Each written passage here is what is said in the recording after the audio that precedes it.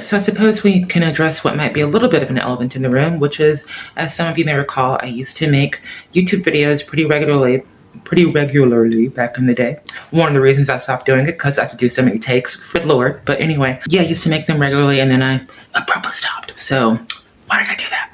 Well, for one thing, I think I was just putting way too much pressure on myself. Okay, I've had this sort of ambition where I thought that I could be like a happy medium between what I felt were two extremes in the transgender discussion, debate, cultural debate. So I thought on the one hand, you have like conservative trans YouTubers like Blair White and people like that who honestly make a lot of points that I agree with. I agree with them on a lot of things, but I also think that they can get a little extreme. They can get a little bit too married to their side of the debate and not want to hear what the other side has to say. So on the other side, I think you have what would be called like trans rights activists, radical types that can be a little bit too SJW-y, can be a little bit too resentful of the rest of society, but who also have some good points and have some things that they have a right to be angry about. So I thought there's some middle ground here. Let me just try and pick this apart, try to set apart biases as much as possible and look at just what's this side right about and that side right about. Little naive me thought that people would care about that.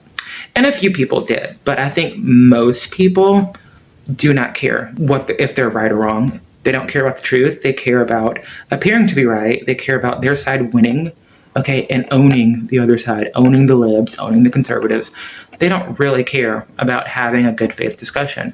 And that kind of broke my heart a little bit. It broke my heart to keep seeing these people write these vitriolic, very biased comments, even after I've explained everything that I wanted to say and thought I was making sense, and it was like they didn't listen at all. They didn't care. It did start to feel like I was doing this thankless job of putting all this time into writing out scripts for videos, and I didn't have all the fancy equipment and everything, but I would put a lot of thought into what I had to say, into trying to make it engaging and funny, and editing it and so forth to the best of my ability, and just for people to either ignore or, still think what they're going to think no matter what at the end of the day. The other thing that I just have to be honest about is that it is hard to be on YouTube and deal with the criticism that you get.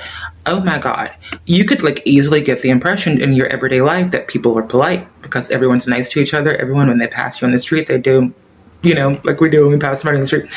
But people change when they get behind a keyboard, and every resentment they have towards different groups in society, it's like it comes out full force when they get behind a keyboard. They will say anything to tear you down, pick apart any little small flaw and blow it up to try to make you feel bad about yourself.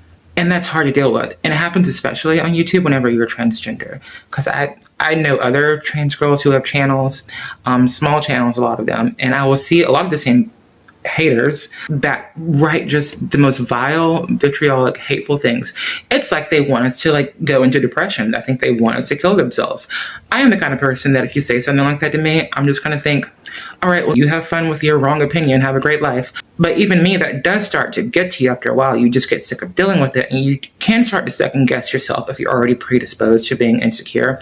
So when I was doing those videos back then, I was in my first year of transition.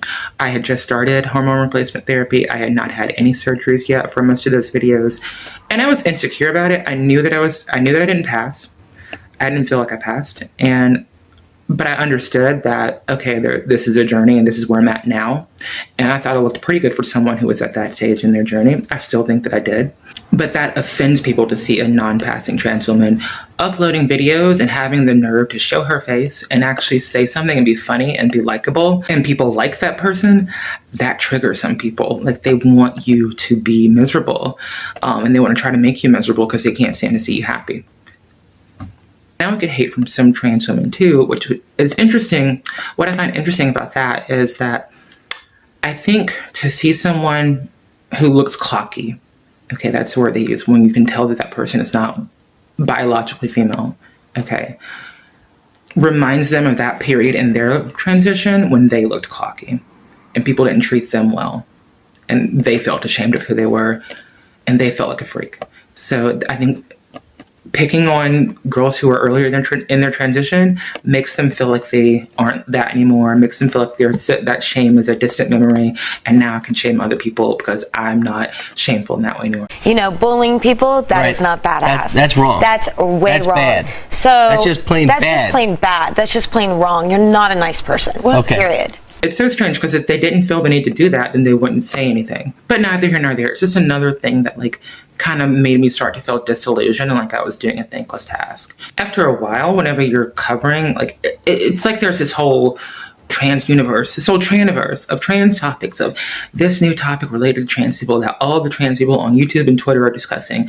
And I would feel this pressure to have an opinion about it and to have a very thoughtful, intellectual opinion. You know, I used to watch a lot of ContraPoints videos and I aspired to be like that. I think that's a hard thing to. I think she's very talented, and not very many people can do what she does. But I thought, and I wanted deep down to be able to, and putting that pressure to try to live up to that or some version of that I created for myself. It's a lot of pressure, and I think I just kind of got burnt out and got discouraged. I got tired of putting that pressure on myself all the time, and I just kind of gave up. But I also think that like at some point in your transition, you, especially me, once I started getting surgery, started like going out into the world more and not being so afraid of leaving my house. I felt like I just wanted to live my life, and it kind of freaked me out to think of people I was meeting in my everyday life and getting to know, to think of them finding my YouTube videos and like maybe me talking about a topic that made them uncomfortable or something like that, and then that affecting my relationships with people in everyday life. So that's why I eventually just privated all my videos. I didn't delete them because I think I felt deep down like I might want to do it again someday, come back to doing it. But I just privated them, and after a while I actually started getting messages like on Instagram, on Reddit, and on like all these different apps from people asking me what happened to my videos, why I don't make videos anymore. And it actually made me feel really good to know that there were people who actually cared what I had to say and wanted to hear what I had to say. So over time I've started to let myself start talking about my opinion on camera again. And I'm doing it for people that, like the people who message me, who appreciate me. I may not be everybody's cup of tea, and I'm okay with that now. I am here for the people that appreciate me, just as they are here for me. So from now on, I'm not going to put this pressure on myself to always talk about trans stuff, because I don't want to talk about trans stuff all the time. Sometimes, if I think it's worth talking about, I will. But sometimes I just want to make videos about a silly take I have about a movie from 30 years ago. I'm not going to be ignored, Dan. Which is what I'm going to do a lot from now on. I've got some ideas that I'm working on. It's very tempting to make videos to try to get views, which is also something I got caught up in back then. And I think it's very freeing to decide for myself that I'm just going to make videos about what I want to make videos about. And if anybody watches them, cool. If they don't, I don't care. I'm going to make them anyway. Do they have the best production value in the world? Well, no. But I don't care. I'm going to make them anyway because it's fun. So anyway, that's what I have to say. And thank you for listening. Bye.